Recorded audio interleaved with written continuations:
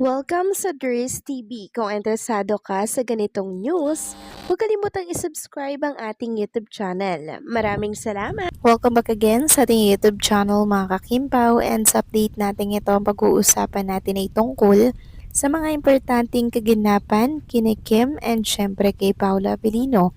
So ang pag-uusapan natin sa update na to ay ang tungkol nga po sa ginawa po ni Paula Avellino sa problemang kinakaharap ngayon ni Chinita Princess. Paano po ni Paolo pinatahan si Kim Chu sa problemang ito, or paano po ba pinakalma ni Paolo ang isang Chinita Princess? And also pag-uusapan din natin mga kakimpawang tungkol dito sa bagong update ni Kim Chu na talaga namang nagpaiyak po ng mga supporters. Bakit nga kaya? Lahat yan pag-uusapan natin. Pero bago po natin pag-usapan ang lahat ng yan, maraming salamat muna sa inyong patuloy po na pagsuporta at pagsubaybay sa mga daily update natin. Kaya naman bilang pasasalamat, narito po ang isang napili kong komento patungkol ito sa naging previous update. Mula ito kay Ginang Norma Dayag. Sabi niya, "Good PM Dres TV if they get married this coming year. Then hopefully, if they had children in the future, how old are they?" Dres TV, may tendency pa kaya na makita pa nila yung magiging grandchildren nilang dalawa ni Paolo? Indeed, very late na kasi to see their grandchildren defending if their children will get married at early age. Yes, still they can see pa their grandchildren, especially on Paolo's part, because Aki is on the stage of adolescent. If ever Aki will married early, so this is just imagination upon them. If ever they will married this coming year. Gladly, Kimi, for you, and we continue our prayers for your vote, KP, and God bless all of us, especially to KP and also with the others and family.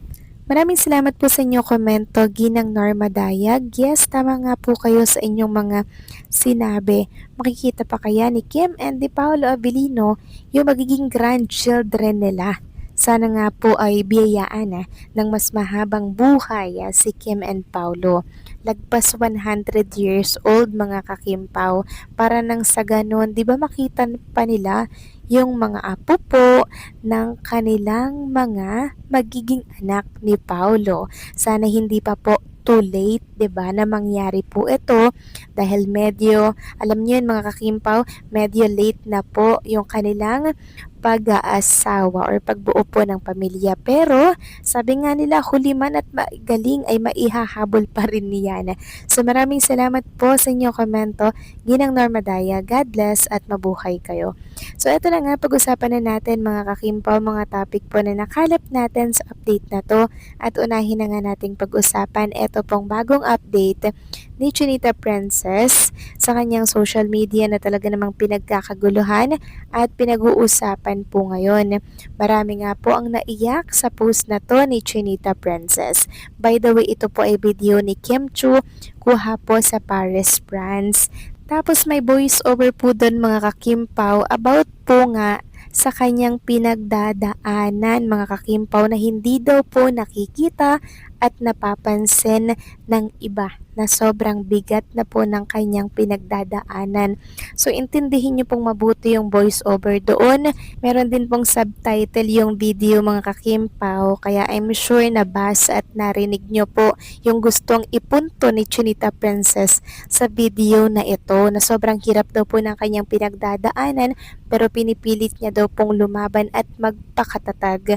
Meaning mga kakimpaw, sobrang hirap talaga ng kanyang pinagdadaanan ngayon, to the point na tinatago niya na lamang po yung sakit ng mga nababasa po niya sa mundo po ng social media. Pero kabaliktaran naman kasi yung pinapakita niya, masaya siya, pero deep inside sobrang lungkot at drain po pala niya mga kakimpaw. Sa video na yan, marami pong nag-comment mga kakimpaw na, "Hugs Kimi, andito lang kami lagi nakatuporta sa'yo."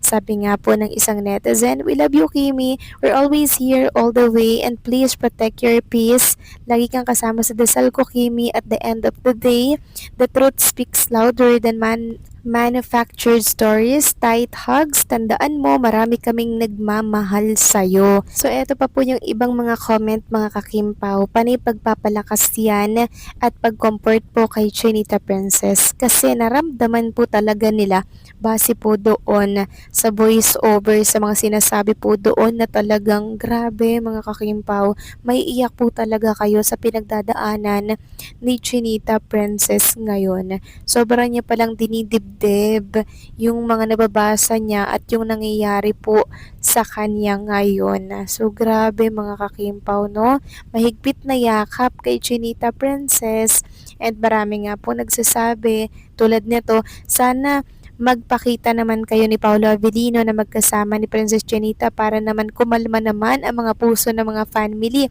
sa inyong kaharian ng Kimpaulandia. Hays nakakamiss ang togetherness ng Kimpau. Sana visit ka naman sa Pau sa It's Showtime please. So ayan po mga kakimpaw.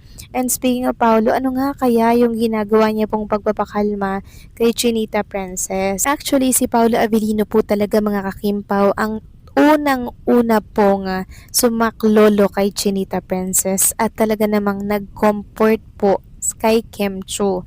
Si Paolo po yung takbuhan at kanlungan ni Chinita Princess pag may mga ganito po siyang kinakaharap na problema. 'Di ba? So siya po yung taga-comfort kay Chinita Princess, no? So parang siya ba yung parang nagpapatahan sa mga problema at stress ni Chinita Princess. Malamang umiiyak yang si Kim Chu, 'di ba? Hindi lang natin alam, 'di ba? Kasi di natin nakikita. Kasi ang nakikita po natin sa camera, masayang Kim Chu pero deep inside pala super affected pala si Chinita Princess. Grabe mga kakimpaw. Pero salamat kay Paolo kasi siya po talaga yung nakaagapay kaya Kim Chu to the point na si Paolo na po yung laging nasa tabi ni Kim para po bawalan si Kim mag-social media. Pinagbawalan po muna si Kim mag-social media. Gawa po ng grabe po yung mga bashing na nababasa. Baka po lalong ma-stress at ma-trigger itong feelings po ni Chinita Princess. Kaya bawal mo na siyang mag-social media sa ngayon. Yung update niya lamang po kanina, ito remind na talagang hindi po siya okay. Pero okay na din yun. At least nalaman po natin na hindi siya okay.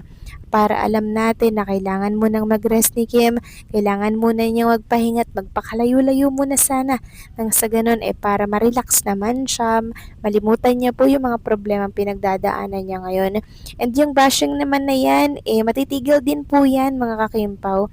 Sa ngayon lang, medyo matindi. Pero sa mga susunod na buwan, another issue na naman ang magba-viral. Kaya sa ngayon, hopefully ay hindi mo na mag-social media si Chinita Princess. So kayo ba mga kakimpaw, anong masasabi ninyo dito? Please comment down below.